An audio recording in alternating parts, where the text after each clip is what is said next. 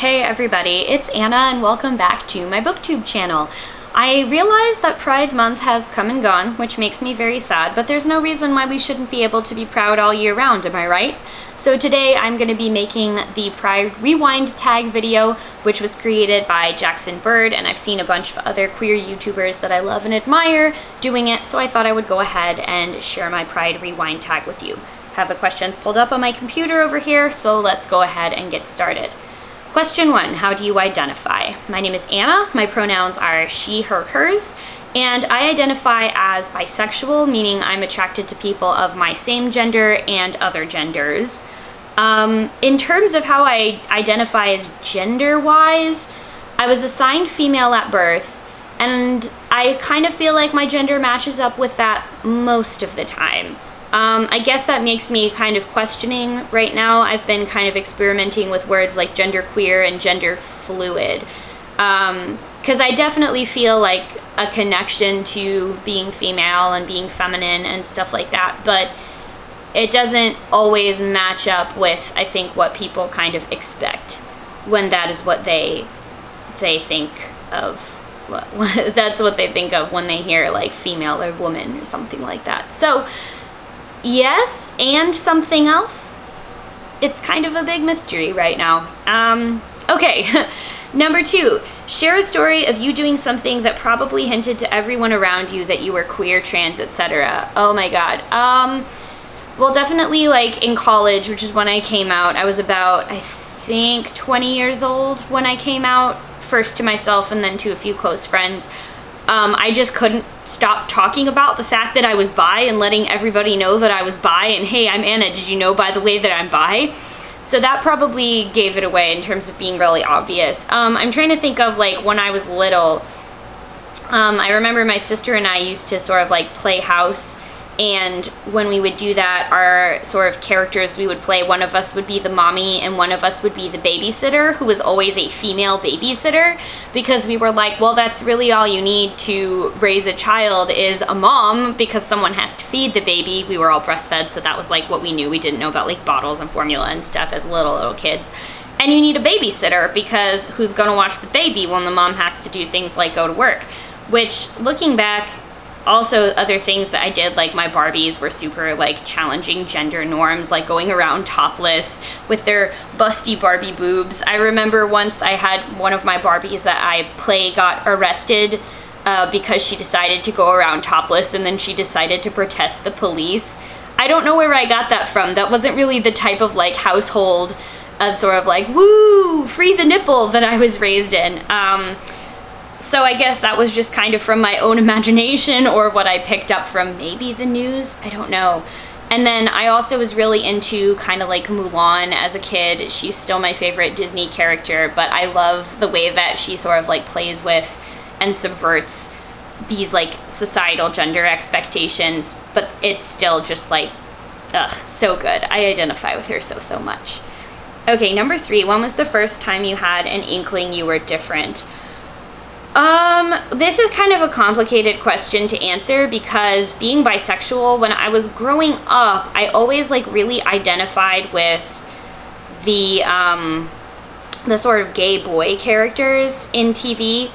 I didn't really get to consume a whole lot of that, but what representation was there, I was like, oh, maybe I like identify with these guys because I'm definitely like more feminine, but I also like boys. And I thought, well, I'm just really bad at being straight or really bad at being a lesbian. I knew I wasn't completely either of those things, but because I had no words to kind of describe the feelings that I had, especially because, you know, growing up in a pretty religious household, stuff like homosexuality and like gender sexuality difference was a big like taboo subject, because it was seen as something that was wrong by the church I was raised in. So I didn't really have a good vocabulary to describe that. I remember kind of having an inkling that I was different maybe around like puberty, middle school age, because that was when people started to like ask more questions about like, oh, are you gay? Are you a lesbian? This was like the generation when gay was kind of used as an insult, and I kind of didn't really know what that meant. But then when I found out what it was, I kind of identified with it, but also I was like, well, I can't be gay, I'm not a dude, and I can't be a lesbian because I like boys. Yeah, so it was just like a big old puddle of confusion here. Probably what would have also given me an inkling that I was different was the fact that I was kind of really obsessed with like old paintings of like nude ladies, but like in more than just an aesthetic appreciation way. Like I had a scrapbook of all these like 19th century nude paintings that I printed off, and I was like, oh, it's just because I'm like these sculptors and artists, and I really appreciate like the shapeliness of the female form. But looking back, that was a pretty gay thing to do. Never was quite as fascinated with the nude male statues, though. I think maybe that was because, you know, when you're in middle school, boys are kind of gross, and I didn't really get as excited about them because I mostly thought, oh, they're just nasty, they don't shower, they don't do things like that. Boys definitely improved with age. Okay, number 4, when did you first learn about being gay, queer, etc.? Well, really the first time I learned about it, like I said, was in middle school, figuring out that gay as an insult actually didn't just mean someone was like weirdly calling me happy, and I was like, I don't get this, what does that mean? And then I asked my friend, and she's like, oh, it's like when a man likes another man. And I remember being like, ew, that's so gross. Yeah, childhood expectations are a real trip when you are like a little closeted gay baby who has been taught to really, really, really hate things that are like you. And then lesbians, I didn't really know about lesbians. We have a family member who is lesbian, but it was like never introduced to her and her girlfriend as like romantic partners. I was only ever introduced to them as just friends.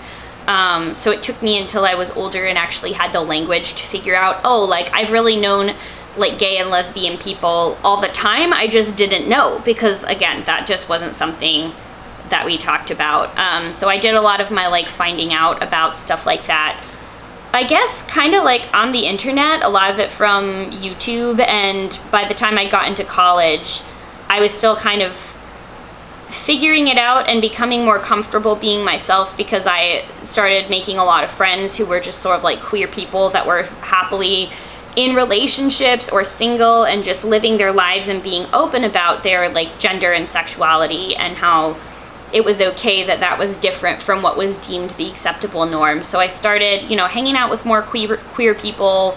My school was pretty big, so they had a substantial like Pride student union, and I remember sort of just going out of like curiosity, and I was like, well, I can't, you know, really be like this because I'm straight and I'm like cisgender, and this isn't for me. I'm just going to learn things. Yeah, you learned so much, little baby gay. You learned a lot. And then I think what kind of inspired me to come out was I had a TA my freshman year of college for one of my honors classes who was really involved in like volunteering with Pride Student Union. And even though I was sort of still hanging out on the periphery of like questioning my identity and not really feeling comfortable in spaces that were like presumed straight or just presumed queer, and she really helped me just by leading by example, kind of get the courage to admit to myself, hey, you like boys, you like girls, you like people that, you know, don't conform to traditional expectations of gender, and that's fine. And you can date whoever you want and be with whoever you want and like have sex with whoever you want, and that is just okay. Like, that is great. You do you, live your life. Don't let anybody tell you that who you love is wrong or that you are wrong for who you are. So that really gave me the courage to come out to myself. And then, like I said, because I had a lot of friends who were queer or were in relationships with queer people, it was a lot easier to like come out to those close friends. And for a while that was all I did, but I remember that it was after the Pulse shooting happened, which was, you know, Pulse is a place that was very near and dear to many of my queer friends because I am from Florida, and Orlando was like the big city that people would go to for sort of things like Pride or important queer events, because our town wasn't really like that big enough to support it year round because it was a college town, and so kind of when the students left, there weren't as many things going on of that nature. And I remember that after that happened, I was devastated and heartbroken, and I decided, fuck it, I am just going to be super like out and proud and gay in public, and I don't care if that means that it makes, you know, family members or family friends or just random people on the street angry or uncomfortable, because I want people to know that this is who I am and I'm here. And I think that especially for, sorry, my computer just went to sleep, especially for bi people, especially for feminine presenting bi people, there's a lot of invisibility and erasure that comes along with just living, you know, your life with an identity that isn't, you know, obvious or whatever to people around you. I say that, and I try to be as obvious as I possibly can a lot of the time. So it was just very important for me to be visible and be a positive role model to young queer people the same way that I had positive role models when I was first coming to, you know, understand myself and my sexuality and first coming out. So that was a really long answer to that question. I kind of had a lot of feelings that just came out, so hopefully that makes sense. Number 5 is, who was your first queer celebrity crush? Oh my god, I have so many of these.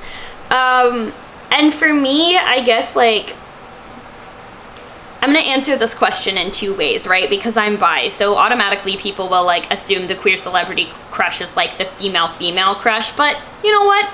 If I'm involved, it's a queer crush because I'm queer, so I'm just gonna list a few.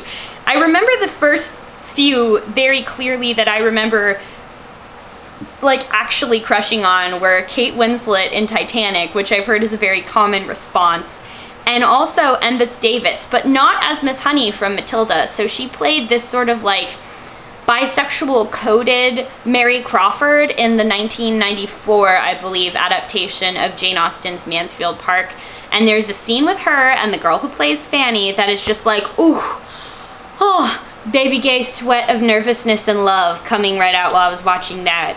A few others that I kind of crushed on. I crushed on that kid who played Ryan in the High School Musical movies, but more in the sense that I really kind of felt like him, and I obviously didn't know that that was because he's a very queer-coded character. I didn't make that connection as a kid, but I remember like crushing on him, but also really identifying with him.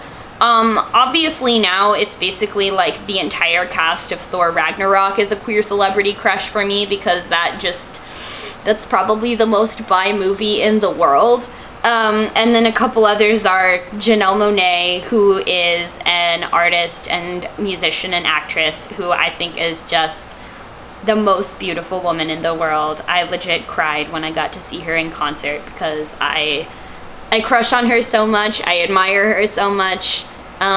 She's just beautiful and talented and incredibly amazing. Let's see. I think that like being queer also means that, especially because there's fewer, well, there's more than there used to be, but there's fewer kind of like explicitly queer roles and characters and stuff. A lot of my like queer crushes are from like books and fan fiction and stuff like that, because that really is a place that allows you to kind of explore different like gender swapping things and different like sexualities that are maybe like explicit on the page or on the screen or something like that. So then there's like other things like that. Tag 4 people to do the tag 2. I don't know if I know 4 people that haven't already done this that I know explicitly are queer. So if you're watching this and you are queer and you'd like to do the tag, please go ahead and feel free to say that I tagged you. I would really appreciate it if you tag me in the video when you make it, because I'd really love to watch it and support other queer people on YouTube and content creators and stuff like that. So yeah, let me know if you decide to make a Pride Rewind tag. Thank you guys so much for watching. If you like this type of video, please let me know in the comments, because I know that like traditionally the one other specifically queer themed video I made got a lot of attention. So if you're interested in seeing more, let me know by commenting or liking the video, something like that. Share it with your friends, you know, make your own. And thank you all very much for watching, and I will see you in the next one. Bye.